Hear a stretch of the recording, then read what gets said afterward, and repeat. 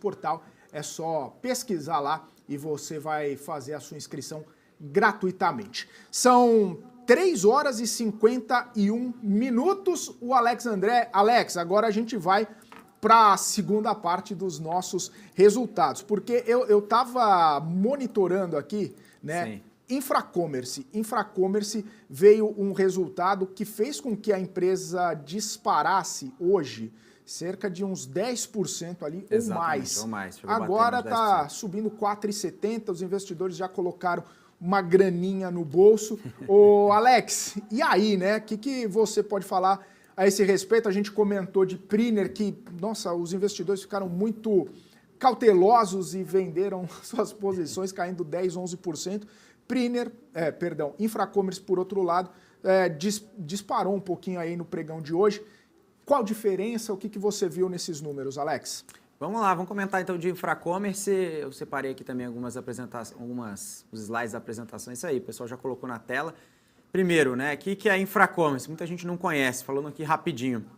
Infracommerce é a pioneira e líder absoluto de full commerce na América Latina. Tá, não entendi. O que significa? A companhia ela faz toda a parte de e-commerce para as empresas. Então, ou seja, tanto na parte de pagamento, na parte de logística, ou seja, tudo que for relacionado a e-commerce para as empresas, que a gente chama de uma estratégia de direct to consumer, ou seja, por exemplo, vou dar uma ideia, vou falar aqui de um cliente da Infracommerce, a Montblanc. Quando você compra uma caneta na Montblanc, por exemplo, uma carteira, uma caneta, algum produto, enfim, que seja, na Cartier, na Montblanc, esse produto, quando chega na sua casa, toda a experiência é a experiência Infracommerce, até a customização desse produto, a entrega desse produto, o site, né? Ou seja, toda a estratégia.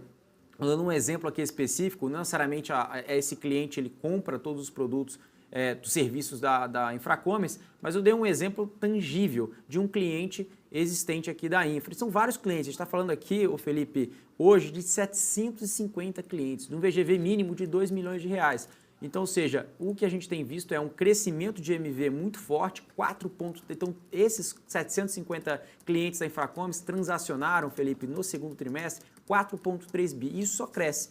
Tá? Então, acho que esse é um ponto interessantíssimo. Tá? A companhia tem crescido receita, a gente está vendo aí 300 milhões de receita, a companhia está presente em 9 países na América Latina e é líder na América Latina, não só no Brasil, ela tem crescido mais até na América Latina, com as aquisições, a última foi a Econsur, do que até o próprio Brasil, está falando de taxa de crescimento. Ganharam alguns prêmios, inclusive, lá no Peru, aqui no Brasil. Acho que vale a pena se destacar também, a companhia é referência nesse patamar. E muita gente falando, mas o varejo não está com um cenário ruim. Gente, nós vimos o e-commerce caindo na média 14% e a Infracommerce subindo seus resultados. Isso eu vou explicar pela virada de chave que a companhia está mostrando neste resultado, tá? Então, ou seja, a companhia que ainda continua apresentando prejuízo, só que ela vem virando a chave, ela vem crescendo a receita, vem diminuindo o CAPEX, vem aumentando o EBITDA, vem melhorando margem, né? O take rate vem ficando estável, né? 6,9%, o TPV vem crescendo forte, 1,2 bi. Então, ou seja, a gente consegue observar esse crescimento, nesse slide é muito interessante. A companhia fez 2 milhões de EBITDA no segundo trimestre de 2021, agora 53 milhões no segundo trimestre de 2023, esse crescimento de quase 200%. E olha o crescimento de margem. Em 2021 a companhia fez 2,5% de margem EBITDA, agora 17,7%, ou seja, cada ano que se passa a companhia vem crescendo margem e vem expandindo. Por quê? No próximo slide a gente consegue observar isso. Vamos passar para o próximo slide para vocês observarem um ponto interessante. Isso são os resultados que eu acabei de falar, então a gente vê aí crescimento de receita, crescimento de EBITDA, né, os principais números em relação ao resultado trimestral. E o próximo slide, passando aqui, eu vou falar sobre o projeto Break-Even. Nós temos aqui visto uma série de iniciativas que a companhia tem feito, contratou consultoria, vamos melhorar o ciclo de caixa, né, vamos trazer aí geração de caixa operacional, vamos fazer aí um layoff como eles fizeram, reduzindo o SG&A, fizeram várias iniciativas para economizar, ter ganho de eficiência, ganho de produtividade, ganho de custo. Então, ou seja, antes eles tinham uma perspectiva que poderia ter um savings anualizado de 120 a 140 milhões. Descobriram iniciativas identificadas que não necessariamente vai transitar nesse ano, mas incrementaram 36 milhões. Então, ou seja, isso aumentou ainda mais o savings que pode chegar no resultado.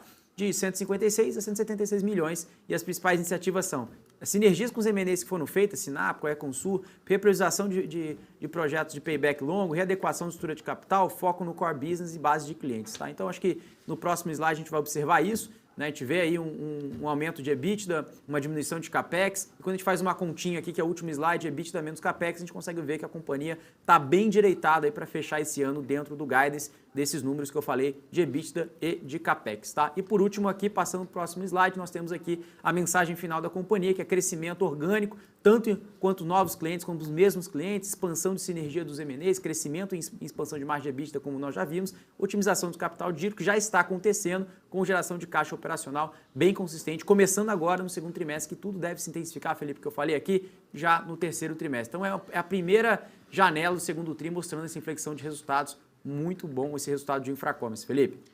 Maravilha, Alex André. 3 horas e 56 minutos, deu 2 panoramas muito interessantes aí sobre as companhias, meio díspares, né? Como a gente estava falando, as duas divulgaram resultados, uma subiu bem, a outra caiu bem. E para a gente encerrar, Alex, estamos no finalzinho aqui do nosso BMC Market, considerações finais, fechamento da semana. E aí, Alex, para a gente deixar mensagem final para os telespectadores. Vamos lá, né? Acho que a mensagem final de otimismo, mesmo com essas quedas, eu esperava uma alta do Ibovespa, a gente não pode perder o otimismo. Mas indo pela racionalidade, acho que essa questão do PAC traz um pouco de cautela no curto prazo. Mas eu, que olho muito ações em específico, eu olho com até um pouco mais de carinho, tá? Tem algumas ações que soltaram bons resultados, a gente falou de uma delas, a Prine, papel caindo 10%, 11%. Então vale a pena um pouco mais de atenção, tá? Então, ou seja, acho que o mercado, quando ele começa a subir muito, começa a perder um pouco de racionalidade em alguns preços, e agora eu fico um pouco mais seletivo, principalmente nessa temporada de resultados, alguns setores que eu fico um pouco mais otimista, principalmente o setor de educação e outros setores também, tecnologia, própria Infracommerce e outros papéis, então acho que vale a pena abrir um pouco dessa lupa depois dessa enxurrada de temporada de resultados, que com certeza vai ter boas oportunidades no radar, Felipe.